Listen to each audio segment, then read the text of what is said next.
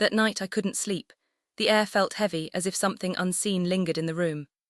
Kamau had already drifted off, his breathing slow and even, but I lay awake staring at the ceiling, listening to the faint hum of the city outside.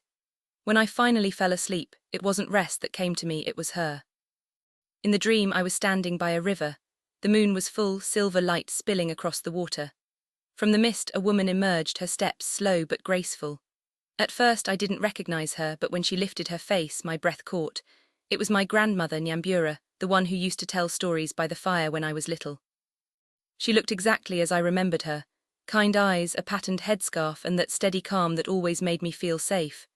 But tonight, her face was different, sad, almost weary. Sure, I whispered, my voice trembling.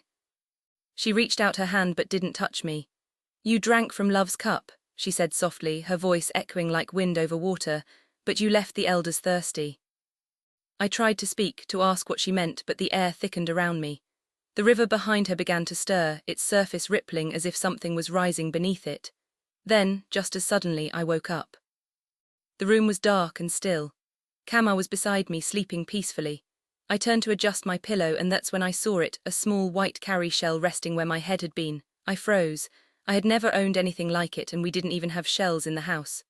My heart raced as I picked it up. It was cold to the touch, heavier than it looked. In the morning I showed it to Kamau. He looked at it briefly, shrugged, and said, "Maybe it got stuck in your hair from somewhere. You've been dreaming too much lately." I wanted to believe him, but his calm didn't last long. A few nights later I woke to find him sitting up, staring at the door. When I asked what was wrong, he said he'd heard footsteps, slow, steady ones, moving across the living room. We searched the apartment, but there was nothing, no sign of anyone. After that, neither of us slept well. Sometimes the footsteps returned. Other times it was the faint sound of water dripping though the taps were dry. I began to feel watched, especially when the lights flickered. Kamau tried to laugh it off, but the tension showed in his eyes. We stopped talking about it, pretending life was normal. Yet inside I knew something was changing, something we had called upon without meaning to, and now it was finding its way to us, one night at a time. After weeks of restless nights, I told Kamau we needed to go home.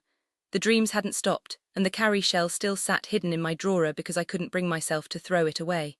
Something about it felt sacred, even if I didn't understand it. Kamau resisted at first, saying we didn't need to stir up old arguments again, but I could tell the unease was getting to him too. He hadn't said it out loud, but the dark circles under his eyes told their own story. We packed a small bag and drove to Nyandarua early on a Saturday morning. The road stretched long and quiet, lined with mist and tall cypress trees. For the first time in months, I felt nervous about going home. The air seemed different when we reached the village, heavier, as if it carried old memories waiting to be remembered. My mother came out to greet us, her face lighting up when she saw me, but her smile faded when she noticed Kamau. She called for my father, and when he appeared, his expression was unreadable. He didn't speak right away. He just looked at us, his hands folded behind his back, eyes steady and cold. "Baba," I began, "we came because—" He raised his hand slightly. "No need to explain, you know what you did." Kamau stepped forward. "We didn't come to fight, we came to ask for peace." "Peace does not come to those who turn their backs on it," my father said. "You were told what must be done before a marriage can be blessed. You chose your own way. Now you come because things are not as you expected." His words strung because they were true. I looked down at the ground, unsure of what to say. My mother tried to speak for me, but he silenced her gently. "You too must come as is right," he said finally. "Until then, the door remains closed." That evening, the council of elders gathered beneath the great magumo tree at the edge of our land. I hadn't seen that tree since childhood, but it still stood tall and sacred, its roots twisted deep into the earth. The elders sat in a circle, wrapped in brown shukas, their faces lit by the last orange glow of sunset. One of them, old Njorgorna, spoke slowly, his voice heavy with age. "The bond between families is not sealed by papers or rings, it is sealed by respect. You have joined without the blessing of your people, and now the spirits of those before you wander unsettled." Kamau clenched his jaw. "With all respect, Mzee, we're not living in the past. We didn't mean any disrespect, but we can't live by rules that no longer fit this world." A low murmur spread among the elders. Njorgorna looked at him long and hard, then said, "The world changes, but the ancestors do not. When you forget them, they remind you who you are." The silence that followed was deep. I could feel Kamau's anger rising beside me. He stood abruptly, muttering that this was pointless, and walked away before I could stop him. I stayed behind for a moment, staring at the faces around me. None of them looked angry, only sad, as if they already knew what would come next.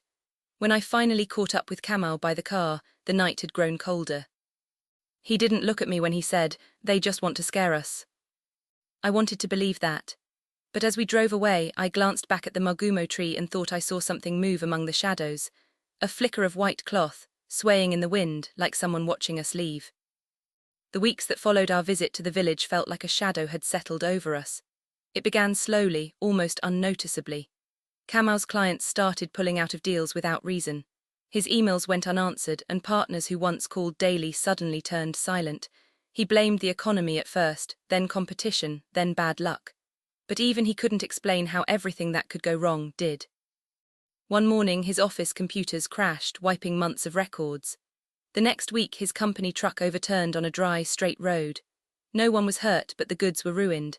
I tried to be strong, to pray, to tell him that everything would pass.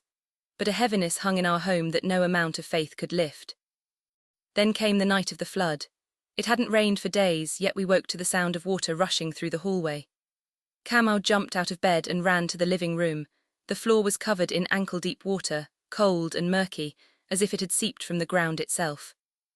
The ceiling was dry, the windows were closed, we couldn't explain where it came from. Kamau spent the morning calling plumbers, but every one of them found nothing wrong. One even said, half-jokingly, "Maybe the ancestors are angry." Kamau glared at him and told him to leave, but I felt something twist inside me, fear mixed with guilt. Not long after, I fell sick. It began with dizziness, then a fever that refused to break. The doctors found nothing. They said my tests were clear, my body fine, yet I could barely stand without the room spinning, and every night strange dreams returned.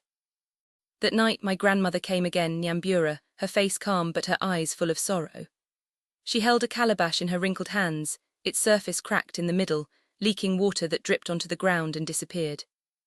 She spoke softly, but her voice echoed like a chant.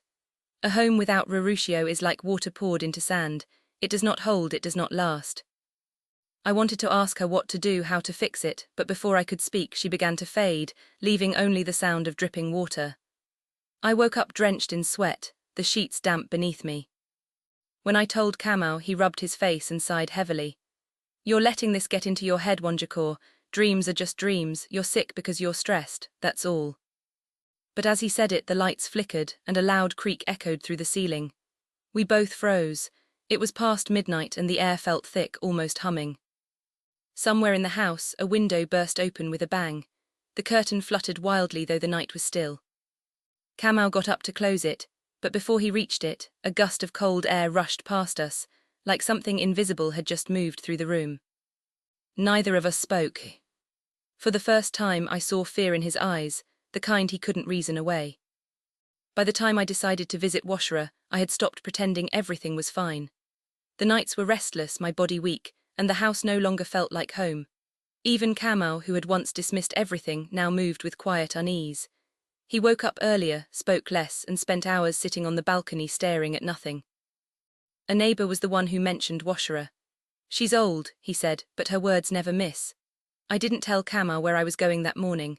I just took a matatu out of town, the air heavy with dust and the scent of diesel.